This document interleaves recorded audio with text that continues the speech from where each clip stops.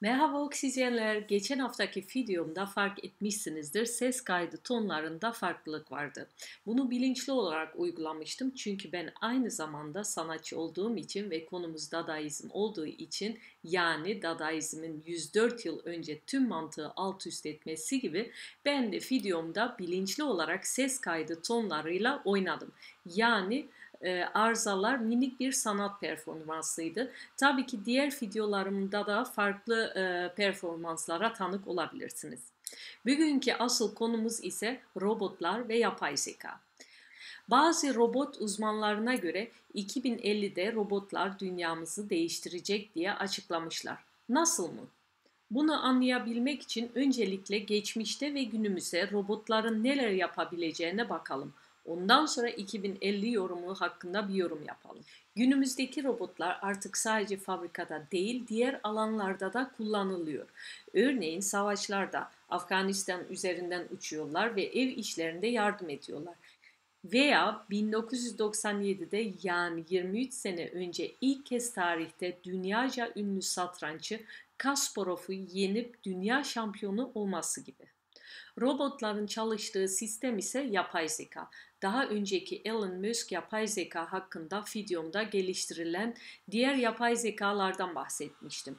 Aslında robotların gelişme sürecinde kendimize sormamız gereken çok önemli sorular var.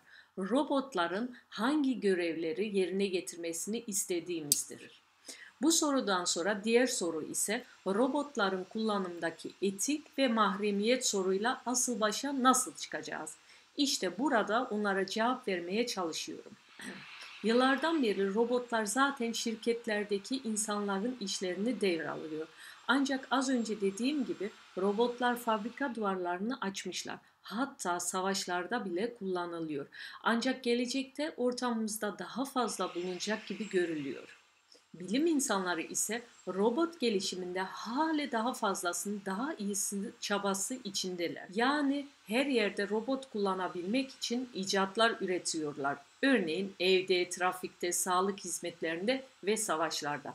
Aslında bilim kurgu filmlerindeki gibi robotlar bize ideal bir dünya kuracak gibi görünüyor. Ancak sanayi devriminde de gördüğümüz gibi bu tür gelişmelerin avantajı ve dezavantajları da var.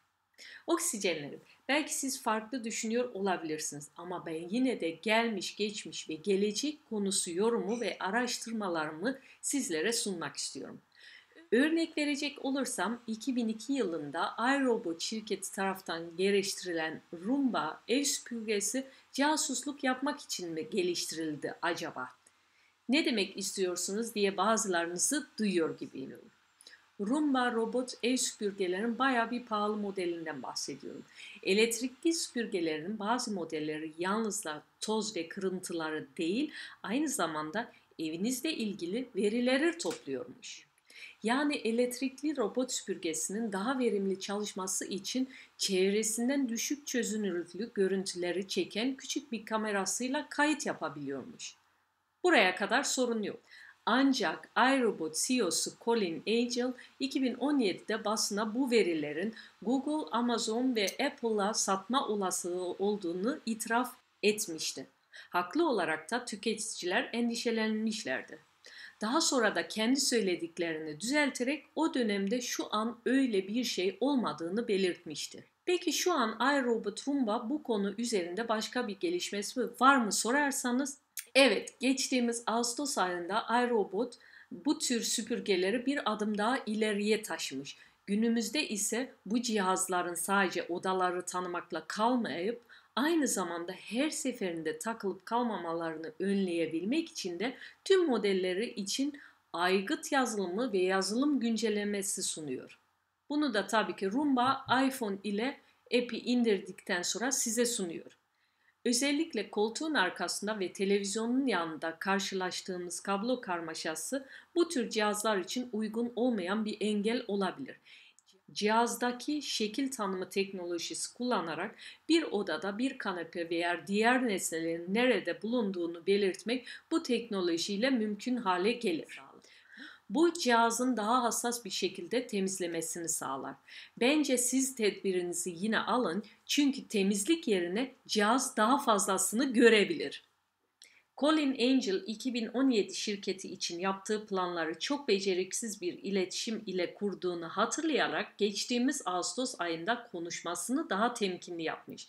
Sözlerini daha seçici seçmiş ve tüketiciyi böylece güvence altına alıyor gibi görünmüş.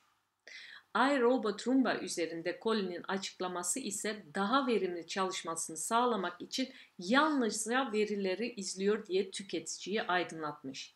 Gelecekte bu bilgiler sizin onayınız veya evinizdeki akıllı cihazların daha iyi çalışmasını sağlamak için demiş. Bu açıklaması da tüketiciyi güvence altına almadığı için şirket daha açık bir şekilde şu anda veri satma planları olmadığını vurgulamaya zorladı. Ve ardından üçüncü şahıslara da veri satılmaz diye demiş. Yani Roomba, Google ve Amazon için casus olmadığını vurguladı. Ancak akıllı cihazların ve nesnelerin internette artan popülaritesi nedeniyle bu tür gizlilik tartışmaları yakın gelecekte daha yaygın hale geleceği kesindir. Evet, teknoloji hayatımızı kolaylaştırıyor ama farkına varmadan ise bizi gözetliyor.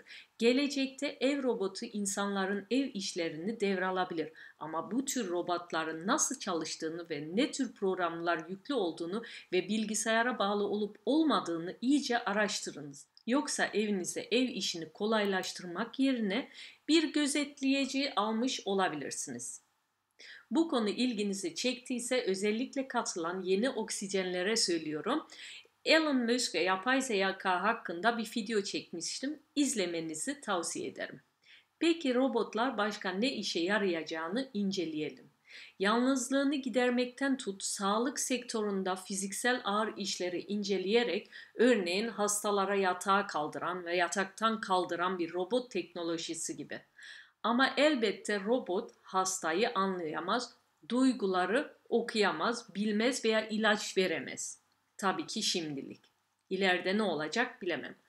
Robotlar ne kadar gelişmiş olsa da insan teması her zaman gerekli olacaktır. Bilim insanlarına göre ise robotlar çok şey yapabilir ama insan gibi her şey değil diyorlar. Peki robotlar hukukun gözleri olabilir mi? Evet. Robotlar polisin gözleri, kulaklarının uzantısı olabilir. Örneğin kalabalık ortamlarda kalabalığı gözlemlemek için yapıldığı gibi polisin bakamayacağı yerlerde bakabilen bir kamera olan bir robot helikopteri gibi. Araştırmalara göre gelecekteki polis robotlarında yalnızca kontrol işini yapacak ve bu nedenle güç kullanılmayacak. Ancak cihazların saldırıya uğraması ve bilgilerin yanlış ellere geçmesi tehlikesi de var. Soru kontrol ve gözetleme kameralarının ne zaman ve nerede kullanılacağını kim karar verecek? Oksijenler. Teknoloji devrimi hayatımızı kolaylaştırsa da bazı diğer yeni tehlikelerle karşı karşıya getiriyor.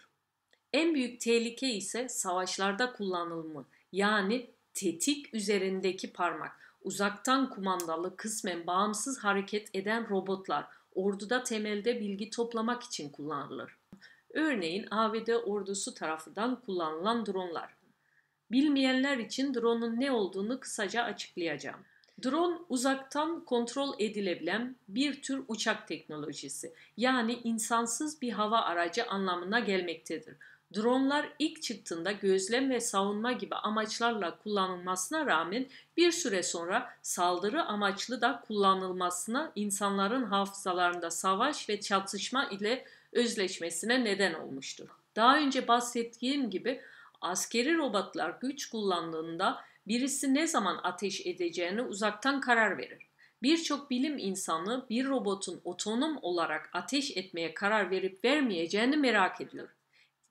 Bir robot yakınlarda birinin olduğunu sensörler aracılığıyla bilir ve ardından ateş edip etmeyeceğini karar verir. İşte burada durun derim. Bu çok tehlikeli bir gelişim. Böyle bir kararı bir aletin eline bırakmak çok tehlikeli. Tüm gelişmiş ve gelişecek olan teknolojilerin üzerindeki etkisi hakkında günümüzün tanınmış fütüristlerinden biri Arthur C. Clarke şöyle demiş. Kendisi maalesef 2008 yılında aramızdan ayrıldı. Yeterince gelişmiş herhangi bir teknoloji kendisini sihirden ayırt etmez demiş. Aslında çok doğru söylemiş. Çünkü internet üzerinden dünyadaki tüm bilgilere erişebilmemiz, akıllı telefonumuzla milyonlarca saat müzik dinleyebilmemiz veya telefonlarımızla kullandığımız mobil uygulama ve yazılımlarla birçok şeyi çok daha rahat yapabiliyoruz. Örneğin banka ödemelerimizden tut navigasyon uygulamasına kadar. Yani teknolojinin olanakları günden güne artıyor, hatta birbirleriyle harmanlanıyor. Aslında şu anda mesela artık bir şeyin mümkün olup olmadığı değil, nasıl, nerede, ne zaman ve neden sorusuyla ilgili olacak. İnsanların, toplumun ve ülkeler olarak ne istediğin sorusu giderek daha önemli oluyor. Bu nedenle etik, siyaset ve felsefenin çok önemli bir noktada olması gerekmektedir. Bu konuyla daha fazla ilgilenmek istiyorsanız Arthur Clarke'ın 2000 yılında yazdığı Geleceğin Profilleri adlı kitabını okumanızı tavsiye ediyorum. Clarke, gelecek için kendi tahminlerinin yanı sıra geçmişten başkalarının tahminlerini de anlatıyor. Bu nedenle teknolojik atılımları tarihsel olarak tahmin etmek zor diye de yazmış. Şu anda sahip olduğumuz teknolojinin daha iyi ve daha hızlı olmasını bekliyoruz. Ancak teknolojiler arasındaki çapraz tozlaşma veya radikal olarak yeni gelişmeleri çok az hesaba katıyoruz. Oksijenlerin, bu teknolojilerin gelişmesi sadece bilim insanların elinde değildir. Teknolojinin gelişme yönünde büyük rol oynayan ekonomik ve siyasi çıkarlar da var ve bunun yanı sıra bunları denetleyecek bağımsız etik ve felsefelerin de olması gerektiğini düşünüyorum. Oksijenlerim, bir dahaki videomda görüşmek dileğiyle, kanalıma abone olmayı unutmayın. Oksijenlerim benim.